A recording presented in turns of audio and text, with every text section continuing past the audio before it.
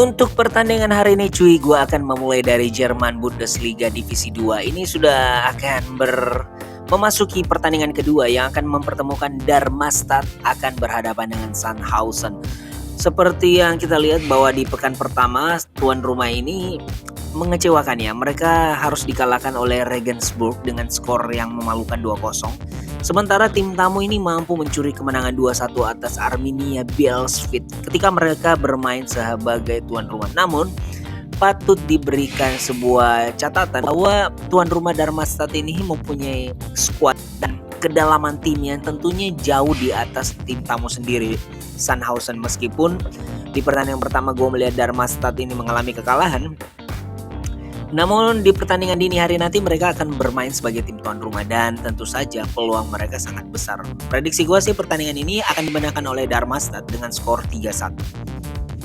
Berikutnya di Jerman Bundesliga Divisi 2 yang lainnya mempertemukan antara Düsseldorf akan berhadapan dengan Paderborn.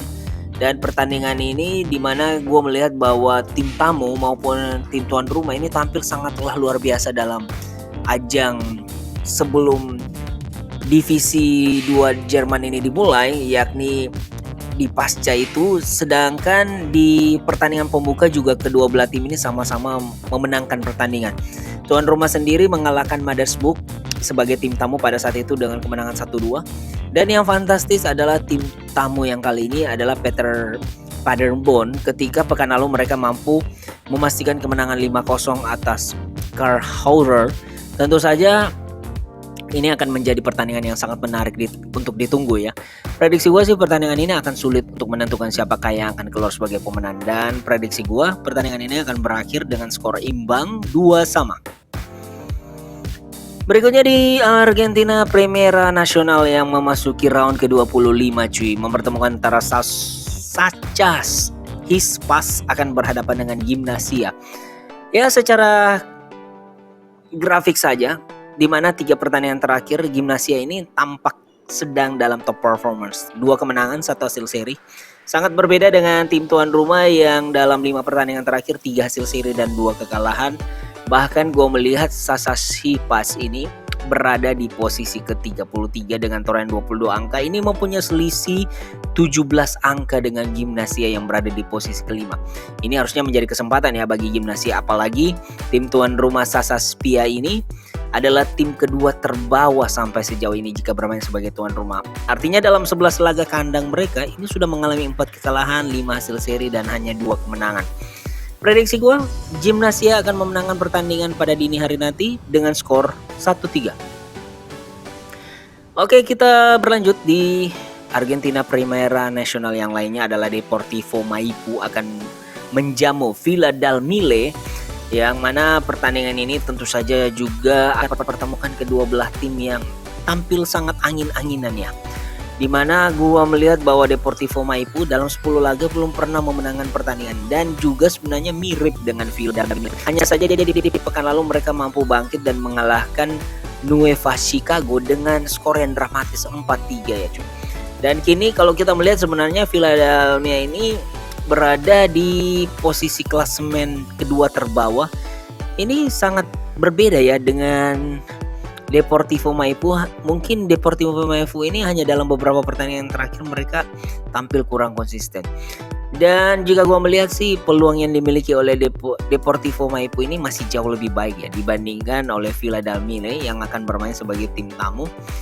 Di mana 4 laga tandang terakhir mereka Villa Dálmine sudah mengalami 4 kekalahan beruntun sebagai tim tamu. So prediksi gue Deportivo Maipu akan memenangkan pertandingan ini dengan skor tipis ya, 1-0. Oke, kita berlanjut di Estudiantes Rio Cuarto akan berhadapan dengan Temperley, yang mana pertandingan ini juga memasuki Primera Nacional Argentina. Tuan rumah sendiri ini tampil lebih positif ya kalau kita melihat bahwa di mana 4 pertandingan liga terakhir mereka mampu memenangkan 3 pertandingan dan 1 hasil seri. Di sisi lain tim tamu dalam 2 pertandingan terakhir hanya memperoleh 2 hasil seri. Dan jika menelisik dari klasemen yang ada, Estudiantes ini berada di posisi ke-6 ya. Tim tamu sendiri Temperley ini berada di posisi ke-29. Artinya mereka mempunyai selisih 15 angka, cukup jauh ya kalau gue bilang. 15 angka. Dan Estudiantes ini sejauh ini 12 laga kandang hanya mengalami satu kekalahan, 7 kemenangan, 4 hasil draw, dan kalau kita melihat bahwa 3 pertandingan kandang mereka yang terakhir mampu memenangkan pertandingan secara berturut-turut, peluang ini adalah tentu saja lebih besar oleh Estudiante Rio Cuarto untuk memenangkan pertandingan ya cuy. Prediksi gua Estudiante akan memenangkan laga ini dengan skor 2-0. Dan kemudian Midtjylland akan berhadapan dengan Sikkerbor di pertandingan terakhir yang gua akan prediksikan ini adalah Denmark Super League yang sudah memasuki round kedua. Ya, seperti yang gua bahas sebelumnya bahwa Midtjylland di pekan pertama ini sangat mengecewakan ketika hanya bermain imbang 1-1 melawan Rangers di kandang mereka sendiri. Ini tidak berbeda jauh ya dengan tim tamu Sikkerbor yang juga bermain imbang 2-2. Ada satu yang menjadi catatan di sini bahwa kedua belah tim ini mencetak gol di pekan pertama, artinya lini depan mereka patut diperhitungkan dan ini akan menjanjikan permainan yang cukup menarik ya. Pasalnya kedua belah tim ini pastinya akan bermain habis-habisan, namun secara skuad ya cuy, Midtjylland ini tentu saja jauh di atas Sikkerbor. Apalagi mereka akan bermain sebagai tim tuan rumah pada laga kali ini. Dan jika melihat dari histori pertemuan, Midtjylland ini 5 pertemuan terakhir berhadapan dengan tim tamu yang akan hadapi kali ini adalah Sikkerbor. Sepertinya Midtjylland ini tampak bahwa selalu mampu menang 5 pertandingan berturut-turut jika bertemu dengan Sikkerbor.